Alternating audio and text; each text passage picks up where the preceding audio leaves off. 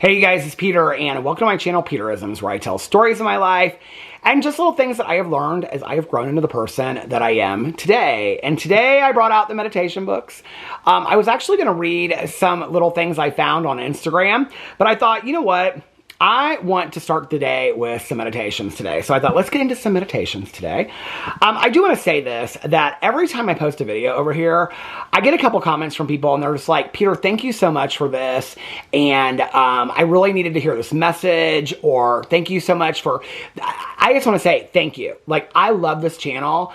I love reading the meditations and sharing stuff that I've learned in my life. This channel for me is, I mean, I love all my channels, but this channel for me is so cathartic because it's, you know, it's one thing to sit in a chair and read a meditation to yourself and think about it, but then to talk about it out loud, you know, it reminds me, and I've shared this over here before, that this book specifically, The Language of Letting Go, my best friend and I back in the day, Tanya, we used to, would read this to each other on the phone at the beginning of each day, and then we would talk about it. And we don't do that so much anymore. Her copy, this is actually a newer copy that I got a couple years ago. Her copy is like so turned over and weathered and stuff like that. I keep on thinking I need to buy her a new copy and surprise her.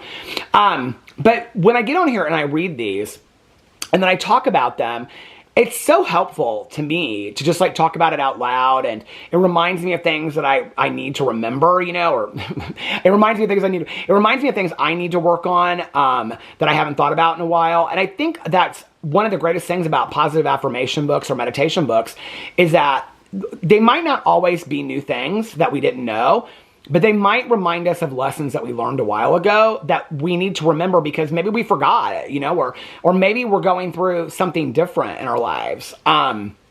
Years ago, I reread the book, She's Come Undone by Wally Lamb, which is a lot about grief.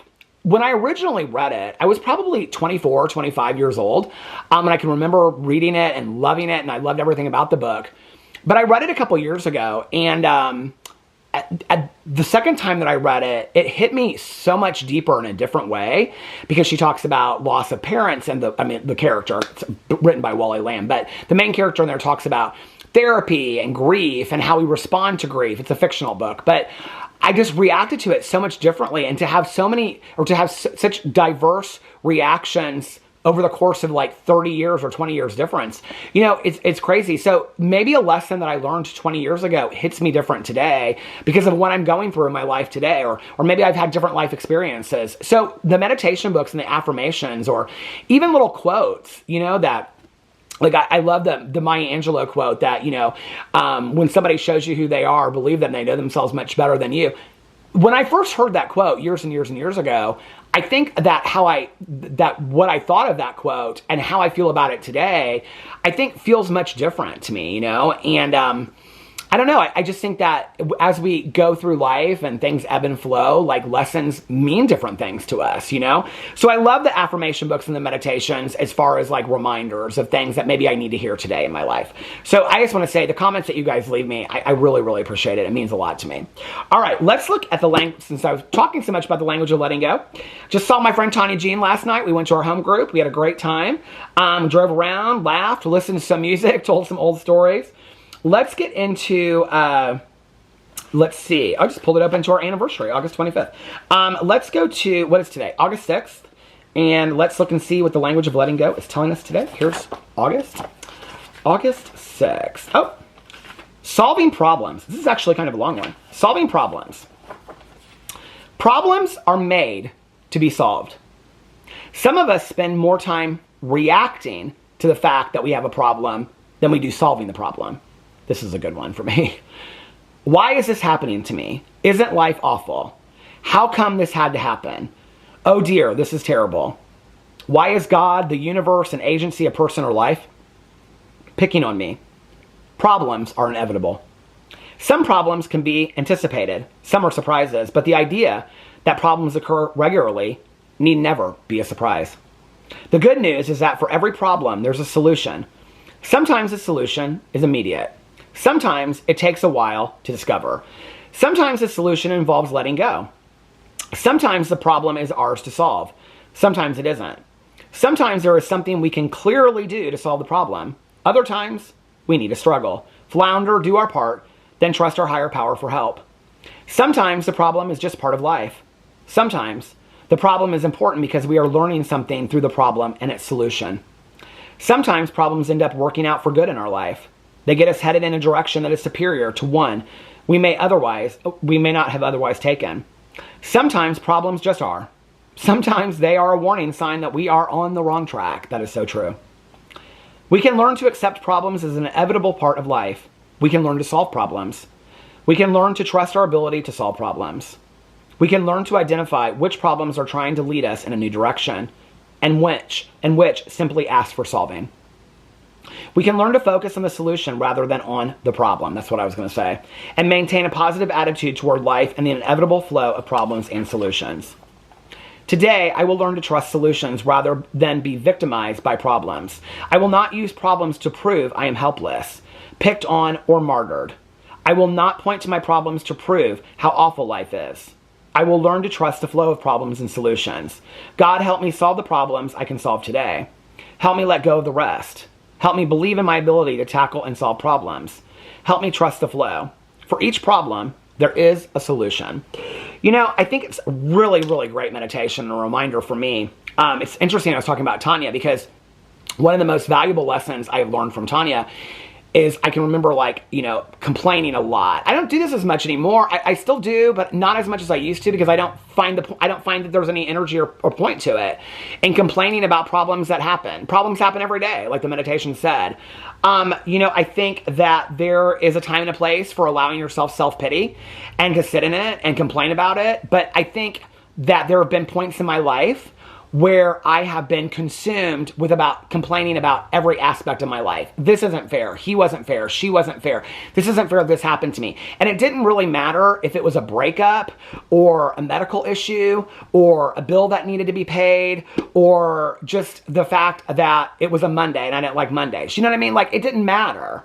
I got into this sense of where I was just negative all the time and complaining about everything. I know spiritual foundation, which however you define that, from the universe or higher power or whatever, or just the wind or music. But I had no spiritual foundation. I just was negative and complaining all the time. And the reality is, nobody wants to be around somebody that's negative and complaining all the time, especially yourself. I didn't even really want to be around myself because I was so negative and so complaining all the time, right? I do think that there are things in life, for me, I am very much a person that vents. So sometimes I just have to get it out and then I'm good to move on. But if my life becomes about just complaining about every problem that happens, then that's the language that I'm speaking. And I don't want that to be the language that I speak. Years ago, bringing up Tanya into this, years ago, my friend Tanya said to me, years and years ago, she said to me, brought something to her. And she said, do you want to be part of the problem or part of the solution? And it was like, can't stop. It was like so eye-opening to me because to be honest with you, I was really offended in that moment. How am I part of the problem? But I was part of the problem because there is talking about the problem, feeling the problem, experiencing the problem, and then there is belaboring the problem. There is living in the problem, okay? And I think we all know the difference between that, okay? There is not being willing to do anything to alleviate the problem, take care of the problem, whether the problem is somebody else, you, work, whatever, not doing anything, but just constantly complaining about it.